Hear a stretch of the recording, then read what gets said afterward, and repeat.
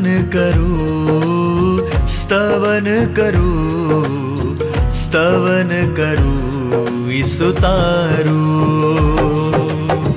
वचन सुनीने ग्रहण करूं सहु, तेने पंथे चालू। स्तवन करूं, स्तवन करूं, स्तवन करूं ईसु तारूं। કેમ છો મારા વાલા મિત્રો? પ્રેમી સલામ સાથે હું સ્તવન કાર્યક્રમમાં આપનું સ્વાગત કરું છું. મિત્રો, ગત કાર્યક્રમમાં આપણે જોઈ ગયા કે સ્ત્રીઓએ અને પુરુષોએ જાહેરમાં અને મંદિરમાં અને અન્ય સ્થળે બાહ્ય આકર્ષણથી દૂર રહીને પોતાના મન અને હૃદયને શુદ્ધ કરીને પ્રાર્થના કરવી જોઈએ. આજે આપણે અભ્યાસમાં આગળ વધતા પહેલા તિમોથીના 3 અધ્યાયની 1-7 કલમો જોઈશું. મંડળીમાં આગેવાની આપનાર અધ્યક્ષ કે પાળકની લાયકાત શું હોવી જોઈએ, જેથી તેમની આગેવાની દ્વારા અન્ય લોકો પ્રભુના રાજ્યના ભાગીદાર બની શકે, તે વિશે આજે આપણે શીખીશું.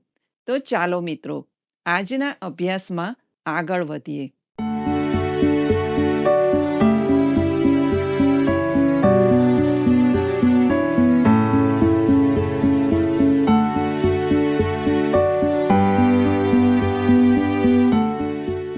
પ્રિય દર્શક મિત્રો, સ્તવન કાર્યક્રમમાં આપનો આવકાર કરું છું. મને આશા છે કે આ પ્રસારણ મારફતે તમે પ્રભુના વચનોમાં અને ઈશ્વરના પ્રેમમાં વૃદ્ધિ પામી રહ્યા હશો.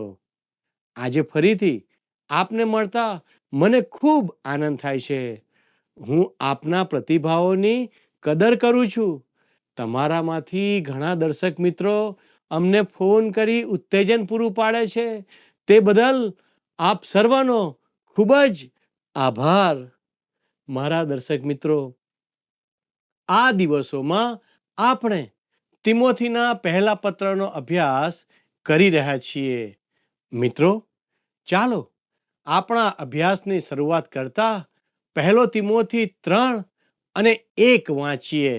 ત્યાં આ પ્રમાણે લખ્યું છે: જો કોઈ માણસ અધ્યક્ષ પદની ઈચ્છા રાખે છે, તો તે ઉમદા કામની ઈચ્છા રાખે છે. એ વચન માનવા યોગ્ય છે.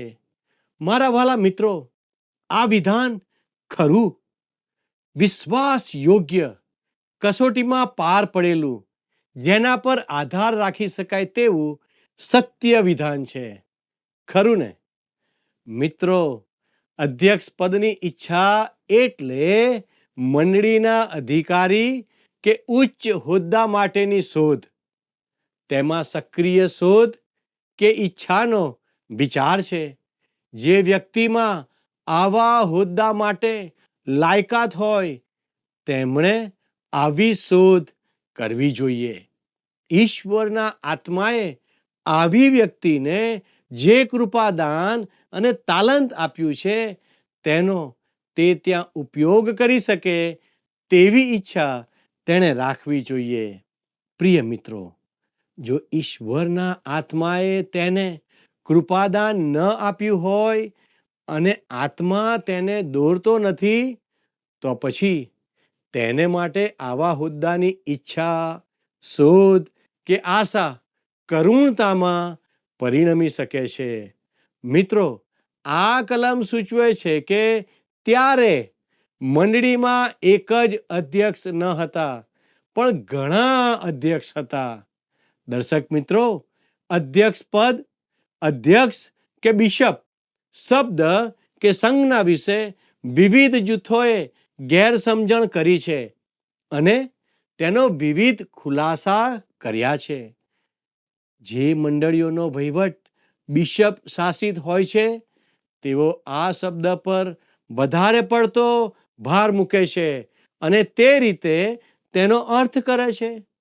મારા વાલા દર્શક મિત્રો, અહીં વપરાયેલા અધ્યક્ષ કે બિશપ શબ્દનો ખરો અર્થ દેખરેખ રાખનાર કે તપાસ રાખનાર થાય છે.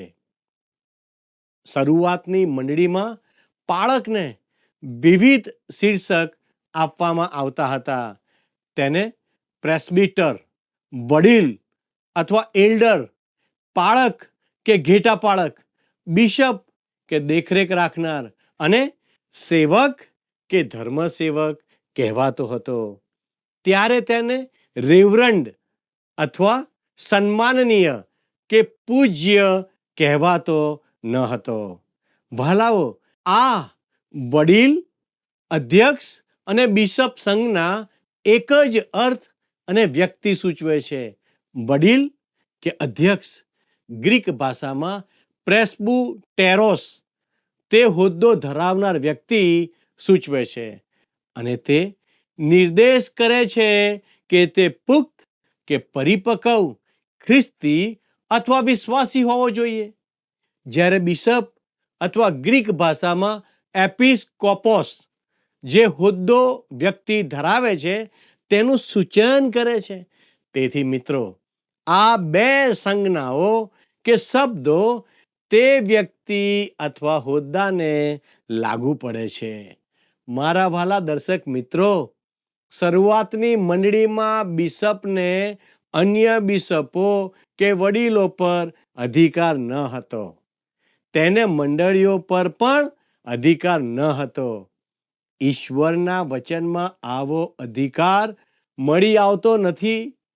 સંત પાઉલે ઘણી બધી મંડળીઓ સ્થાપી, પણ તેણે કદી પોતાને કોઈ મંડળીનો બિશપ કે અધ્યક્ષ કહ્યો નથી.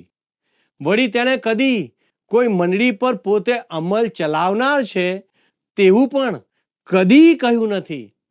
તેથી ધર્મસેવક એવી વ્યક્તિ છે કે જે મંડળીની સેવા કરે છે, તે મંડળી પર અધિકાર ચલાવતો નથી. મારા મિત્રો, આ કલમમાં નોંધ્યું છે કે તો તે ઉમદા કામની ઈચ્છા રાખે છે. આ સારું અને ઉત્તમ કામ છે જેની તે શોધ કરે છે, ઈચ્છા રાખે છે, જેથી તે મંડળીમાં સેવા કરી શકે. ચાલો આપણા અભ્યાસમાં આગળ વધતા 1 તિમોથી 3:2 શું કહે છે તે જોઈએ. અધ્યક્ષ તો નિર્દોષ, એક સ્ત્રીનો વર, પરહેજગાર, શુદ્ધ હૃદયનો, સુવ્યવસ્થિત, આતિથ્ય કરનાર, શીખવી શકે એવો. વહાલા મિત્રો, અહીં એક અધ્યક્ષ કે વડીલની હકારાત્મક જરૂરી લાયકાતો આપવામાં આવી છે. અધ્યક્ષ આવો હોવો જ જોઈએ. વહાલાઓ, નિર્દોષ, જો મંડળીમાં કોઈ હોદ્દો કે ગમે તે સ્થાન ધારણ કરશો તો તમારા પર ઘણી બાબતો માટે દોષ મૂકવામાં આવશે. અગત્યનું એ છે કે તમારા પર મૂકેલો આરોપ સાચો ના હોય. તેના પર જે આરોપો મૂકવામાં આવે તે વિશે તે નિર્દોષ ઠરવો જોઈએ. પ્રિય મિત્રો, મંડળીના ધર્મસેવક કે પાળક હોવું તે ઈશ્વરે બક્ષેલી અજાયબ તક છે. પણ પાળક એક અજોડ જગ્યાએ હોય છે જ્યાં તેના પર ઘણા આરોપો મૂકવામાં આવે છે. પણ તેથી પાળક કંઈ પોતાનો બચાવ કર્યા કરવામાં અને સર્વને જવાબ આપવામાં કે ખુલાસા કરવામાં સમય ખર્ચે તે તેને માટે જરૂરી નથી. તેણે તો ઈશ્વરનું વચન તૈયાર કરવામાં અને તેને વહેંચવામાં પોતાનો સમય આપવાનો છે. તેણે આનંદ કરવાનો છે કે જે બાબતોનો આરોપ તેના પર મૂકવામાં આવે છે તેમાં તે નિર્દોષ છે. તે આરોપો સાચા નથી. અધ્યક્ષ કે બિશપ કે પાળકના સ્થાને હોવું સારું છે, પણ તે નિર્દોષ હોવો જોઈએ. તેના પર આરોપો મૂકવામાં ભલે આવે, પણ તે નિર્દોષ હોવો જોઈએ. તેની ચાલ ચલગતમાં, તેના કાર્યમાં તે નિર્દોષ હોવો જોઈએ. મિત્રો, એક સ્ત્રીનો વર તેના બે અર્થ થઈ શકે. એક કે તે લગ્ન કરેલો હોવો જોઈએ અને બીજું કે તેને બીજી પત્ની ન હોવી જોઈએ. ભલાવો, સંત પાઉલના સમયમાં બહુપત્નીત્વ પ્રથા સામાન્ય બાબત હતી, પણ મંડળીનો અધ્યક્ષ કે ધર્મસેવક એક જ સ્ત્રીનો પતિ હોવો જોઈએ. ભલા દર્શકો, પરહેજગાર એટલે સંયમી. ધ્યાનથી નિહાળો, પરહેજગાર એટલે સંયમી. અધ્યક્ષ શાંત અને નિખાલસ હોવો જોઈએ. પોતાની લાગણીઓને કાબૂમાં રાખનાર હોવો જોઈએ. શુદ્ધ હૃદયનો એટલે ધીરગંભીર. પોતાના કાર્યમાં નિખાલસ હોય તેનો અર્થ એ નથી કે તે હસી ન શકે કે રમૂજ ન કરે, પણ દર્શક મિત્રો, તે પોતાના હોદ્દા સંબંધી ગંભીર અને ચોખ્ખો અથવા ચોક્કસ હોવો જોઈએ. મિત્રો, સુવ્યવસ્થિત એટલે તેની વર્તણૂકમાં તે વ્યવસ્થિત હોવો જોઈએ. તેની વર્તણૂક શંકાશીલ કે વિવાદાસ્પદ ન હોવી જોઈએ. તે પોતાનું ચરિત્ર જાળવી રાખનાર હોવો જોઈએ, જેથી કોઈ તેના પર ખોટો આરોપ ન મૂકી શકે. ધર્મસેવક કે અધ્યક્ષની કોઈ ટીકા ન કરે તે રીતે તેણે વર્તવું જોઈએ. કોઈ ગેરસમજ ઊભી ન થવી જોઈએ. ભલા દર્શક મિત્રો, આતિથ્ય કરનાર એટલે આગતા સ્વાગતા કરનાર અથવા પરોણાગત કરનાર હોવો જોઈએ. પોતાના સાથી સેવકો અને મંડળીના લોકો, મહેમાનો તથા અન્ય સેવક સેવિકાઓની પરોણાગત કરવી આવશ્યક બને છે. મુશ્કેલીમાં આવેલા, અજાણ્યા, મુલાકાતી કે જરૂરિયાતમંદ લોકોની વિવિધ સેવા અને મદદ ધર્મસેવકની સેવામાં આશીર્વાદો લાવે છે.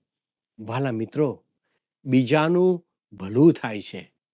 પરિણામે ધર્મસેવકને પણ આતિથ્ય, આગતા સ્વાગતા, વિવિધ મદદ અને ટેકો કરનાર મળી રહે છે. કેટલું અદ્ભુત! હવે આગળ સંત પાઉલ લખે છે, શીખવી શકે એવો. એનો અર્થ કે ઈશ્વરનું વચન, પવિત્ર ગ્રંથ બાઇબલ શીખવી શકે તે જ મંડળીનો અધ્યક્ષ કે ધર્મસેવક બની શકે. તેણે ખ્રિસ્તી સિદ્ધાંતોનો અભ્યાસ કરીને તેની પૂરતી સમજ પ્રાપ્ત કરેલી હોય તે આવશ્યક છે. વચન શીખવનાર હોવું તે અધ્યક્ષની મહત્વની લાક્ષણિકતા છે.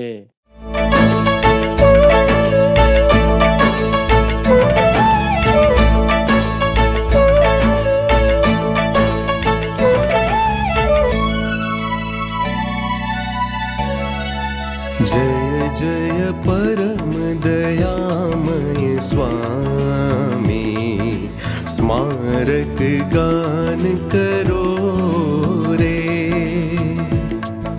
जय जय परम दयामय स्वामी, स्मारक गान करो रे. जीव जनावर अंडज पक्षी, जीव जनावर अंडज पक्षी, राय प्रजा जन जोता. चेतन जड़ मन बुद्धि विचारो, चेतन जड़ मन बुद्धि विचारो, कारक भासक श्रोता. जय जय परम दयामय स्वामी, स्मारक गान करो रे. जय जय परम दयामय स्वामी.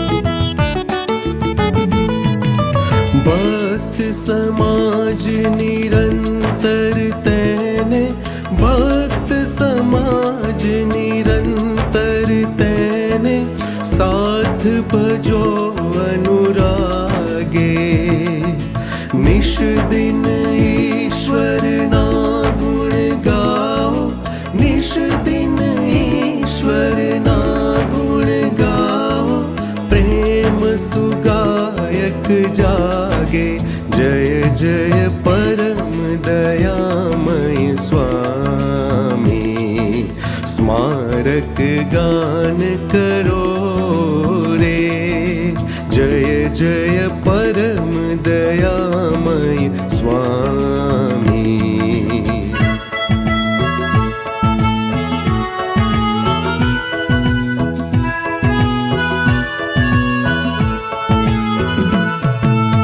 ईश्वर कृत तन जीव अमारा ईश्वर कृत तन जीव अमारा अद्भुत कार्य अनुपा जीवन दाता शुभ प्रतिपाला जीवन दाता शुभ प्रतिपाला धन्य दयामय भूपा जय जय परम दयामय स्वामी स्मारक गान करो रे जय जय परम दयामय स्वामी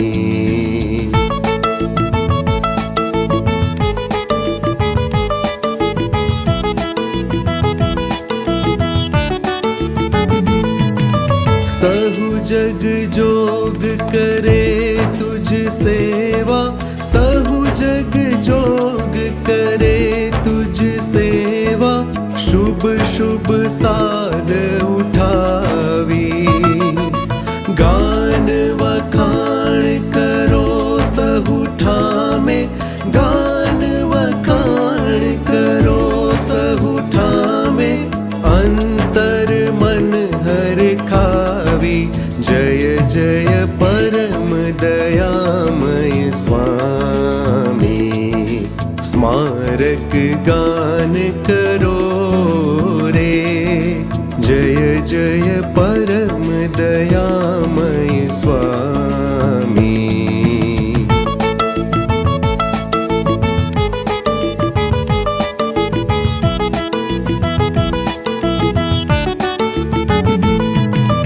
भक्त समाज निरंतर तेने भक्त समाज निरंतर तेने साथ भजो अनुरागे निश दिन ईश्वरना गुण गाओ निश दिन ईश्वरना વાલા દર્શક મિત્રો, પહેલો તિમોથી 3:3 જણાવે છે, મદ્યપાન કરનાર નહીં, મારનાર નહીં, પણ સહનશીલ, કજિયા કરનાર નહીં, દ્રવ્ય લોભી નહીં.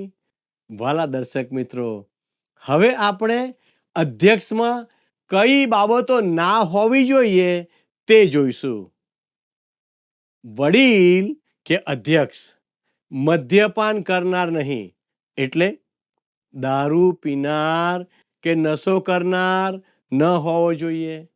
મારનાર નહીં, એનો અર્થ કે હિંસક કે મારામારી કરનાર અને ઝઘડો કરનાર ના હોવો જોઈએ. તે સહનશીલ એટલે સમજુ, ધીરજવાન, જેની સાથે સરળતાથી વાતચીત થઈ શકે તેવો અને બધી જ વાતોને સમજી શકે તેવો હોવો જોઈએ. તે કજિયા કરનાર નહીં, એટલે ઝઘડાળું નહીં અથવા વિવાદ, મુશ્કેલી કે તકલીફ ઊભી કરનાર હોવો જોઈએ નહીં. તે સાથે તે દ્રવ્ય લોભી એટલે પૈસા પર પ્રેમ કરનાર ના હોવો જોઈએ. પૈસા સંબંધી તે કાળજી રાખનાર હોવો જોઈએ.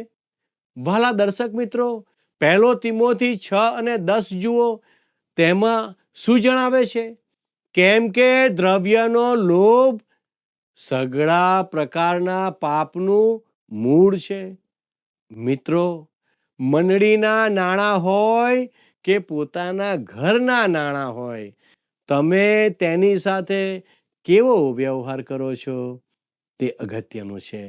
નહીં તો તે મુશ્કેલી સર્જે છે. દ્રવ્ય લોભ પ્રતિમાની ભક્તિ સમાન છે.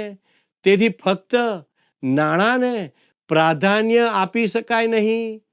હવે મિત્રો, 1 તિમોથી 3:4 જણાવે છે કે પોતાના ઘરનાને સારી રીતે ચલાવનાર, પોતાના છોકરાને પૂર્ણ ગાંભીર્યથી આધીન રાખનાર એવો હોવો જોઈએ. પ્રિય દર્શકો, અધ્યક્ષનો તેના પોતાના ઘર કુટુંબ પર અધિકાર હોવો જોઈએ.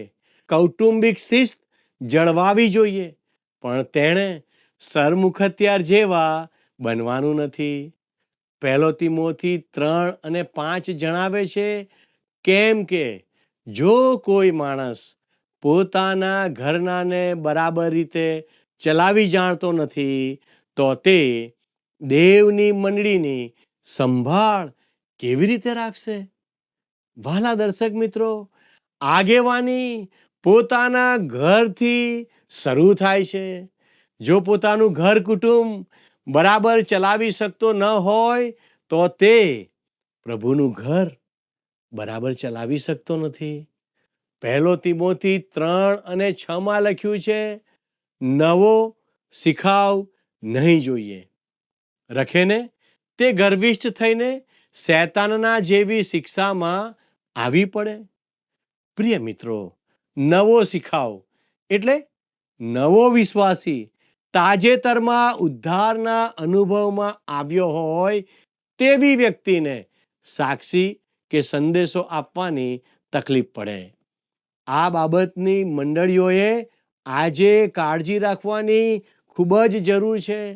નવો વિશ્વાસી હજી વિશ્વાસમાં બાળક છે. તેથી પવિત્ર ગ્રંથ બાઇબલના સિદ્ધાંતોનું જ્ઞાન ન હોવાને લીધે તેમને રજૂઆત કરવામાં તકલીફ પડે છે. વહાલા દર્શક મિત્રો, અહીં લખ્યું છે, રખેને તે ગર્વિષ્ઠ થઈને શૈતાનના જેવી શિક્ષામાં આવી પડે.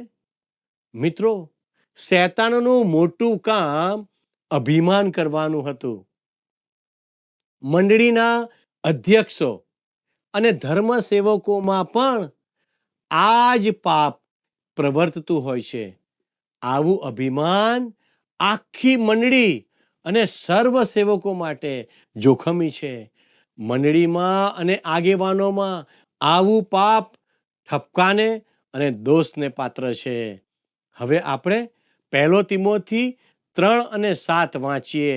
ત્યાં આ પ્રમાણે લખવામાં આવ્યું છે, વળી તે નિંદાપાત્ર ન થાય તથા શૈતાનના ફાંદામાં ન ફસાય માટે બહારના માણસોમાં એની સાખ સારી હોવી જરૂરી છે. મિત્રો, બહારના માણસોમાં એટલે મંડળી બહારના લોકોમાં અથવા અન્ય ધર્મીઓમાં, તેનો અર્થ કે જે અધ્યક્ષ બનવા ચાહે છે તેની સાક્ષી સારી હોવી જોઈએ. જો તેમ ન હોય અને તે ભરોસાપાત્ર ન હોય, તે પોતાની ખરીદીના નાણાં ચૂકવતો ન હોય, જૂઠું બોલતો હોય અને અપ્રમાણિક હોય, તો તે મંડળીના અધ્યક્ષ બનવા માટે યોગ્ય ઉમેદવાર નથી. તેવી વ્યક્તિ પોતાના વ્યવહાર દ્વારા શૈતાનનું પ્રતિનિધિત્વ કરે છે. ખ્રિસ્તના હેતુઓ માટે પ્રતિનિધિત્વ કરતો નથી. તેથી તે અધ્યક્ષ બનવાને યોગ્ય નથી.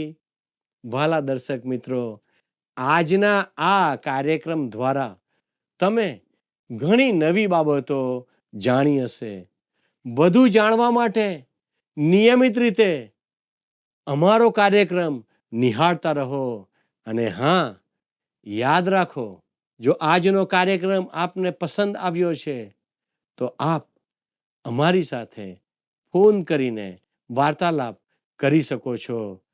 અમારા પ્રતિનિધિ આપના ફોનની રાહ જોઈ રહ્યા છે. અને હા, યાદ રાખો, જે બાઇબલ ક્વિઝ અમે લઈએ છીએ તે બાઇબલ ક્વિઝનો જવાબ વોટ્સએપ નંબર ઉપર મોકલવાનું ચૂકતા ના. હું આપના ફોનની રાહ જોઈ રહ્યો છું. અને હા, આપના પ્રતિભાવો અમારા માટે ખૂબ જ મૂલ્યવાન છે. જો તમે સારા અધ્યક્ષ બનવાની ઈચ્છા રાખો છો તો આ કાર્યક્રમમાં આપેલ દરેક બાબતોને ધ્યાનથી નિહાળશો અને તેનો અભ્યાસ કરશો, જેથી કરીને તમે અને હું દેવને માટે અદ્ભુત પાત્રો બની શકીએ. હું આશા રાખું છું કે આજનું પ્રસારણ આપને માટે આશીર્વાદિત બન્યું હશે. વારું મિત્રો, મારો સમય પૂરો થઈ રહ્યો છે. ઈશ્વર આપ સર્વની સંભાળ રાખે, એ જ મારી પ્રાર્થના છે. તો આવો કાર્યક્રમના અંતમાં પ્રાર્થના કરીએ. વાલા પરમેશ્વર, અમે તમારો પુષ્કળ આભાર માનીએ છીએ, કારણ કે તમે તમારી અદ્ભુત કૃપાથી અમને ભરી દીધા છે. અને પવિત્ર દેવ, તમે અમને મદદ કરો કે અમે તમારા વિશ્વાસુ બાળકો બનીએ. પવિત્ર દેવ, તમે અમને નમ્ર બનાવો, તમે અમને સંયમી બનાવો, તમે અમને બીજાઓની આગતા સ્વાગતા કરનાર બનાવો, જેથી કરીને પ્રભુ તમારા રાજ્યની વૃદ્ધિ કરનારા બાળકો બની જઈએ. અમે તમારા હાથોમાં સોંપાઈએ છીએ. અમે તમારી કૃપા માગીએ છીએ. ધન્યવાદના અર્પણો સાથે અમારી આ પ્રાર્થના ઈસુના નામમાં માગીએ છીએ. આમેન. ઈશ્વર આપ સર્વની સાથે રહો અને આજનો દિવસ આપના માટે આશીર્વાદિત, મંગલમય અને શુભ રહો. એ જ પ્રાર્થના સાથે હું આપની વિદાય લઉં છું. આમેન. મિત્રો, આજે આપણે શીખ્યા કે મંડળીના આગેવાનો શુદ્ધ હૃદયના અને શુદ્ધ મનના હોવા જોઈએ. તેમના મનમાં આગેવાન તરીકે કોઈ પણ વ્યક્તિ માટે કડવાશ કે અણગમો ના હોવો જોઈએ, પણ તે દરેકની સાથે પ્રેમથી હળીમળીને રહેનાર અને લોકો મધ્યે સારી પ્રતિષ્ઠા ધારણ કરનાર હોવો જોઈએ. અને અગત્યની બાબત, તે ઈશ્વરને ખૂબ જ નજીકથી ઓળખનાર અથવા ઉદ્ધાર પામેલો હોવો જોઈએ.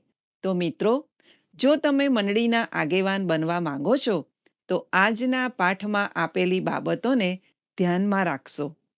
હવે આજનો પ્રશ્ન આ પ્રમાણે છે. આજના પાઠ પ્રમાણે પરહેજગાર એટલે શું?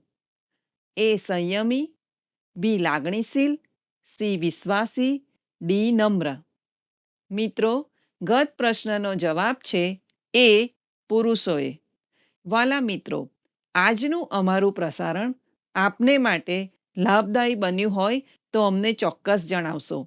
અમારો ફોન નંબર છે 94 29 37 56 10, 9429375610.